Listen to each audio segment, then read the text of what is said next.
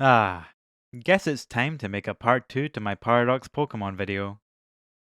How long's it been since the first one anyway?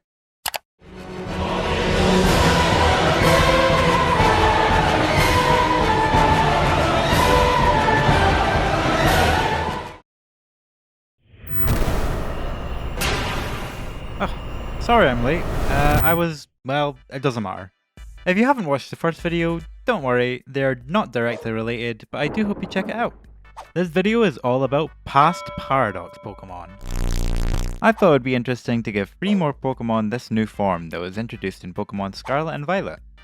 If you're not sure what a Paradox Pokemon is, allegedly they came from the distant past or distant future, and are usually feral or mechanical versions of today's Pokemon. These forms give Pokemon new designs, types, higher base stats, and a unique ability depending on which period they're from. Although personally, I don't think Paradox forms are from the past or future and this is all one big conspiracy. But don't listen to me. Starting it off with a bang, the first Paradox form I'm gonna do is one I'm surprised the Pokemon Company didn't do themselves. Everyone's favourite, or least favourite, Pokemon, Pikachu! Pikachu is pretty much prime real estate for a design overhaul, because it has a pretty solid base you can slap any concept on. But what could we do for a past version of Pikachu, you wonder? Well, let me take you back to the better times of Generation 1, where Pichu didn't exist and Raichu was supposed to have another evolution. That's right, I'm talking about the elusive Gorochu. Gorochu is a beta design cut from the original Generation 1 Pokédex. One source we have is an interview with Atsuko Nishida, the creator of Pikachu, in which she states, "There was an evolved form after Raichu at the time. Its name was Gorochu. It had fangs and horns and looked like a god of thunder." To corroborate this, the word Goro is used to describe the rumble of thunder. Due to Gorochu being such a big figure present in Pikachu's past, it's definitely the perfect inspiration for a past Paradox form. Now, I took all the design aspects from Gorochu and put my own spin on it. Rather than going the route of stealing Foxy's interpretation like so many people seem to default to, I started off just by redesigning the official art of the normal Pikachu to give myself a kind of thumbnail design I could bounce my concepts off of. The main ideas I wanted to stick to were making Gorochu look extremely powerful and imposing, while still not losing the classic Pikachu charm. The main aspects of the design Nishida mentioned were fangs and horns. So I thought, hey, why not extrapolate on this a little bit and turn Pikachu into a kind of thunder dragon? To pull this off, I turned Pikachu's black tail and ear markings into tough scales and gave it a large imposing horns, replacing Pikachu's natural ear positions. I also gave this form of Pikachu a white belly as well as tufts of fur, in reference to some of Pikachu's earliest designs where these white markings were included. Here it is, meet Storm Tyrant, the Dragon Electric type crackling Pokemon. It seems the ancestors of Pikachu have much more dominant niche in the environment, even being said to rival great dragons of the past. If I was to give this Pokemon an official name, it would definitely be Pikachu. Let me know what you guys think of this little guy in the comments. Moving swiftly on, the next Paradox Pokemon is a fan favourite to receive a new form, Flygon. But we're not going to handle this in the way you'd expect. As I was coming up with ideas for Flygon, I thought, how can I make this different from any other Flygon Mega or Paradox form? Then I had a stroke of genius. Jeff Goldblum. More specifically, I thought about Jurassic Park. If we're going to do some dinosaur Pokemon, it only makes sense to make reference to one of the most prominent dinosaur franchises of all time. So what I decided to do is reenact the original Jurassic Park dinosaur setup, where a mosquito carrying dinosaur blood is suspended in amber and remade into a hybrid of modern and ancient relatives. That's right, if you couldn't tell already, this past Paradox form of Flygon is a sort of fusion between the modern Pokemon and the ancient Pokemon Slitherwing.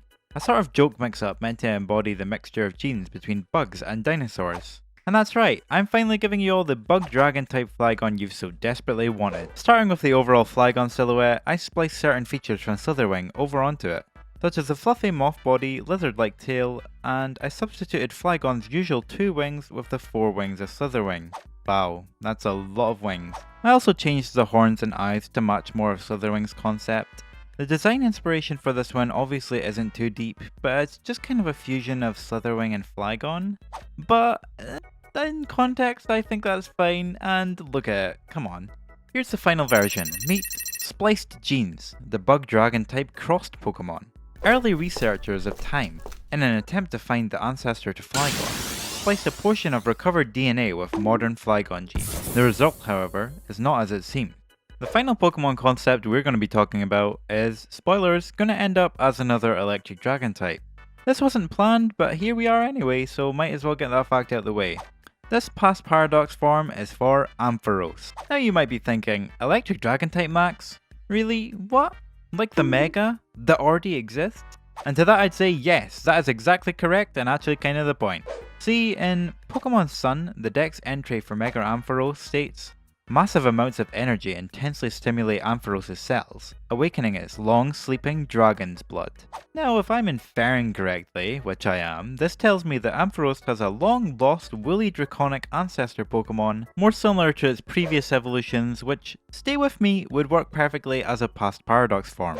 For the design of this draconian Ampharos ancestor, in order to differentiate it from the lowly common Mega Ampharos, I toned down the fur and made it cover the entire body, giving it a more tamed and regal look.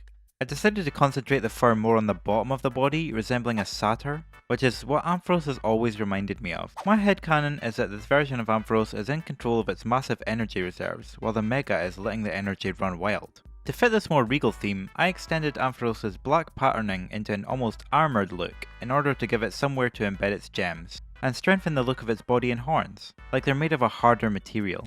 I think it would be cool for the lore if this Ampharos, instead of being wild and feral, was a kind of herald slash minion, not like the other Paradox Pokemon. Meet Guiding Gleam, the electric dragon type herald Pokemon. Ancient historic accounts recovered and recorded in the Scarlet Book show Guiding Gleam present in many ancient civilizations on the right hand of rulers, most likely serving as advisors. There we have it, free past Paradox Pokemon for your viewing pleasure. Let me know how you feel about each of the designs and reply with your favourite to my pinned comment that I might remember to put there.